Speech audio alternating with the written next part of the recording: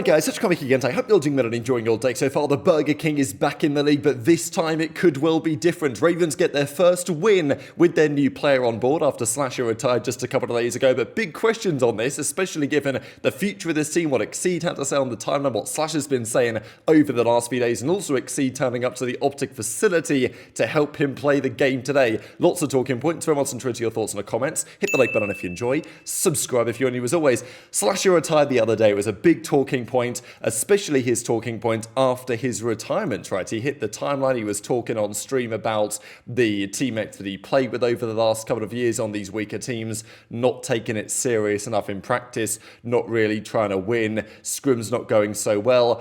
And look, I totally get that perspective, right? But also he could have retired and said, it's a shame how it ended. Wish those guys the best. Nothing but the best in all this, right? Go out just on a very calm, cool, collected note. But no, Slasher decided to say a few things. He was also talking over the last couple of days about the Omni movement. Has it actually hurt or helped the skill gap? I think, again, this is the ever-present debate. In the jetpack era, the skill gap was very much movement and gun skill, and less in terms of positioning and teamwork and stuff like that. Teamwork, of course, was still massively relevant, but you could take over more individually in those games. You go back to a game like World War II, and look, Slasher was good at BO3, Infinite Warfare, and World War II, but World War II was a game that, especially off the back of Infinite Warfare, was a very different style of Call of Duty.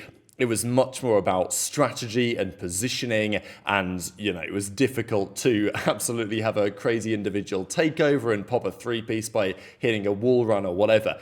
So times have changed again, because in that game there wasn't really anything you could do movement-wise. So the movement skill was where you were positioned rather than what your skill was with, as it is nowadays, the Omni movement. So is that a fair comparison compared to the present day? Slasher thinks that actually it lowers the skill gap, because if you're in a bad position, you can bail yourself out of it by hitting a wall jump or a wall bounce or whatever. And to be fair, it was kind of a similar argument you could make in the jetpack era instead. My opinion is there's still skill in it, it's just a different skill. If there was no movement at all, there's still skill, it's just you're rewarding different behaviors and different traits. But anyway, Slasher on his way out the door at Ravens, he had a few words for his former teammates, effectively people he's played with over the last couple of years, and then he had a few words for the state of the game and why that might have contributed to how things have gone. Look, doesn't take any of my respect away from Slasher's career. It's just been an interesting couple of days, especially after he retires, because he felt like a Major 1 was going to be horrific. And then here we go into the Major 1 qualifiers for 2026 with a rather different roster. Now, of course, they were meant to have, at least in their opinion, Neon. He was going to be their player, but they didn't get him in the end because, as we know, LA Thieves swooped in. OpTic, they have facilitated that arrangement as we discussed earlier on today. So that means that Ravens, they needed another player.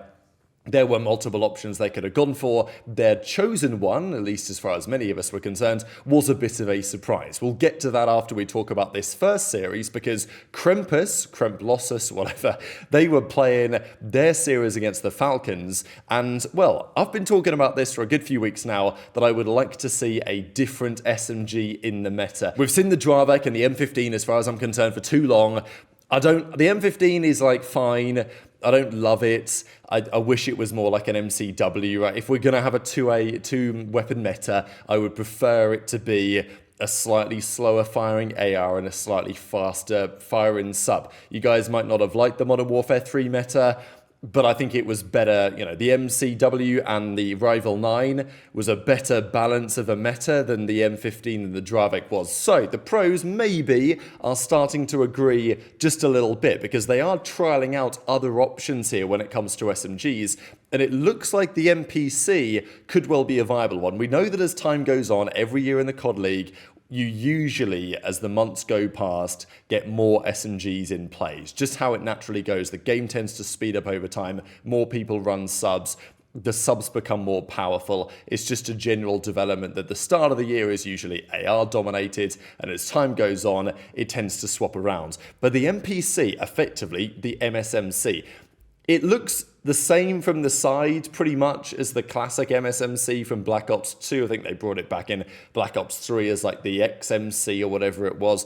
They've got it here in Black Ops 7 now as the NPC, and initially it wasn't all that good, but people have been playing around with it. They found some classes that seem to work, and it's an option now for the pro players. This is what they're doing. I'll put this little clip at the end of the video if you guys want to see that in all its glory. But as a result, we had a bit of a bang out here, and this was a mega series actually. Falcons, I think, are slightly better than I thought they'd be. I don't think they're unbelievable, but I think they are better than I expected. I didn't really know what to expect out of this team composition. I just did wonder whether they would not be, not like committed precisely, but whether they wouldn't necessarily be the best composition of parts. I still think that might be true to a certain extent. But what is still absolutely there for the Falcons is the passion, right? And I think that is more so with the Falcons than for other teams. I think Xnid and also Prez have a big part to play in that. Now, these two teams are very difficult to split on paper. G2 Minnesota and ReeaL Falcons. It does go to 5. Kremp losses wins the game 1, but Falcons Search and Destroy is really good. And again, if you're G2, if you're any team in this kind of ballpark, your search and destroy has to be your bread and butter. You need to be winning searches if you want any chance of getting big upsets on board. I mean, famously, Falcons lost in that pre-season tournament to Doug's team because they got Nesloed, I think. They certainly lost in 5. So now they're the ones doing it to other teams. G2 have kind of always been, on Minnesota Rocker in recent years, they've been the team that should be doing this. But what confuses me about these Rocker teams that they put together every year is that you look at it on paper and you're like, okay, it's a bit confusing. They get some decent results, but yet there's certain game modes that they should be good at that they're just not. And this is one of the series today that if you're Minnesota, losing it is really quite painful because, look, Falcons, I don't think they're going to be winning events anytime soon. They might be slightly better than I thought they'd be. Maybe they're even a lot better than I thought they'd be. But this is still a series that it's really painful to lose if you're G2, especially after you want to bang out dead. This was a crazy map. It goes 250-249 in the end. Mamba gets some kills. Sky's made it work with the NPC at the end to really turn the game in their head. Temp actually put that one on the timeline. And there was a pretty nice comeback in here, actually, to make that happen as well. So, look, the comms, OpTic guys were saying it may be a bit chaotic, but look, they got over the line, not in this map, but they certainly did on map 5, because again, their search and destroy continues to be really good. Rocker won the first round. Sky's found himself in a 1v2 with the sniper, gets taken down, but the defuse was kind of coming in already. And then Falcon just went on a tear, won loads of rounds in a row, eventually won the game, and they take another 10 points. A solid start for them in the season. 3-2, I think, now, as a result of this victory. G2, yeah, questions again on composition, especially I think Mamba's performance in the search and destroys. That's kind of in the question, really.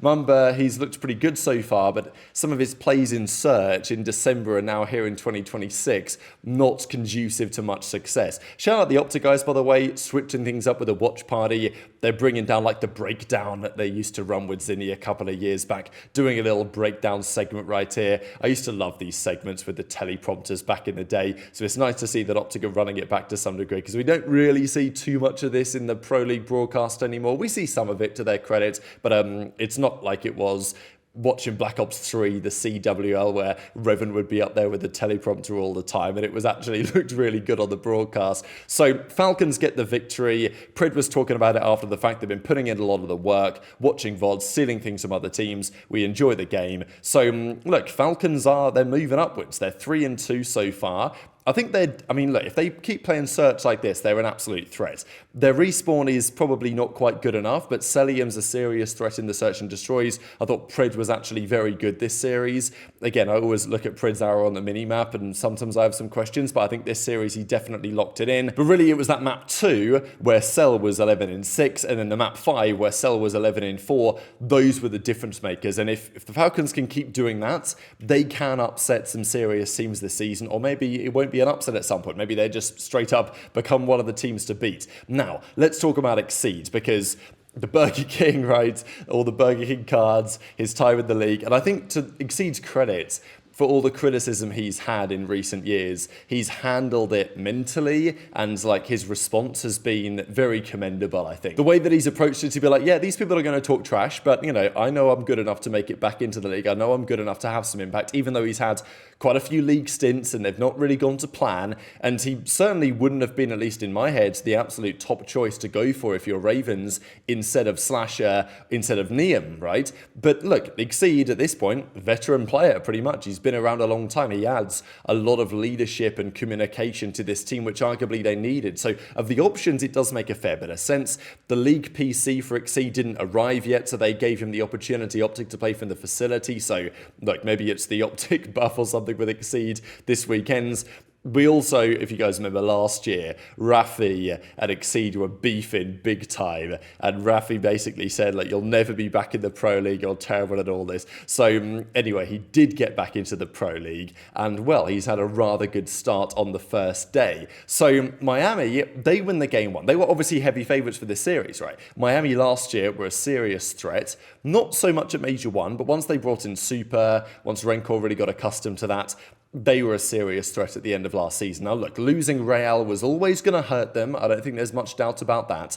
But I think people expected them to be maybe not the same level. I didn't think Heretics were going to come into this year and be top 4, but I thought, you know, probably top 6, something in that ballpark.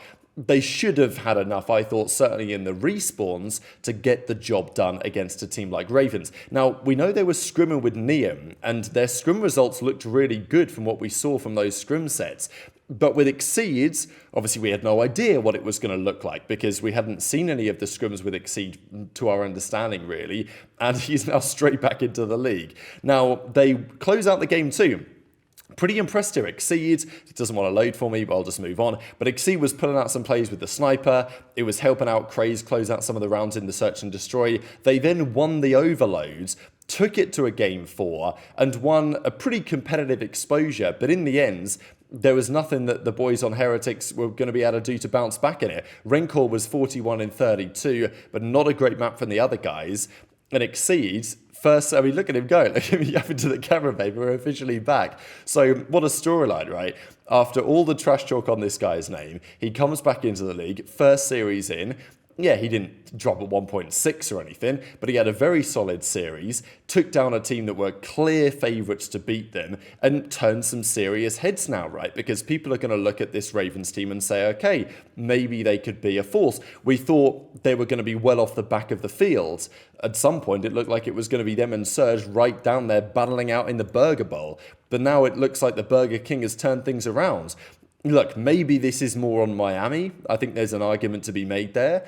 But also, I definitely think the Ravens have taken a step. And again, with going back to what Slasher said, we talked about at the start of the video about the pace, right? These, you know, the Omni movement is, it should, the game's too fast and all this stuff. It's like, well, having brought in Lqgend and the team's playing at a bit of faster pace than with Slasher slow, people call him anyway. Slasher's not actually that slow of an AR, but anyway, it is what it is.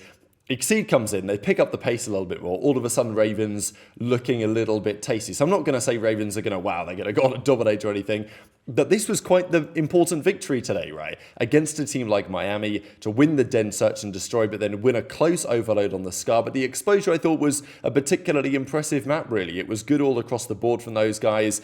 In the end, Lqgend had a 1 flat. Nero had a 1.05. Lurqxx and Craze, a team that still on paper looks very strange, but outside of Rencor, not too much happening on the other side of things, especially Super and that map 4 didn't really do all that much, especially when, you know, it was kind of all on the line at that point. So Lqgend hits the timeline and says, who let the Burger King back in? GG's Miami 1-3-1. So look, looks like he's having a great time right now. And we'll see where we go from here, because that's the first victory on the board for the Ravens this season. Their upcoming matches, they play G2 next up, which they will think is winnable. Then it gets hard. Then it's Toronto, OpTic, Thieves. So we'll see if Lqgend and, you know, it's the honeymoon period. Is there something still to come from these guys? But lots of interesting storylines emerging from this. Plenty to talk about tomorrow morning as well. Very much enjoyed your thoughts on all this stuff in the comments. Hit the like button if you enjoyed. Subscribe if you're new. Take care. And I'll see you next time. Hey, bro, I copy collars, but I don't want to use it no more. The HyDra barrel, the zero shift, the magnate, and the pedal stock, and then the ported comp. Oh, never mind. This is literally his class. Yeah, he might have got it off of us because we were using it earlier. Wait, you're reading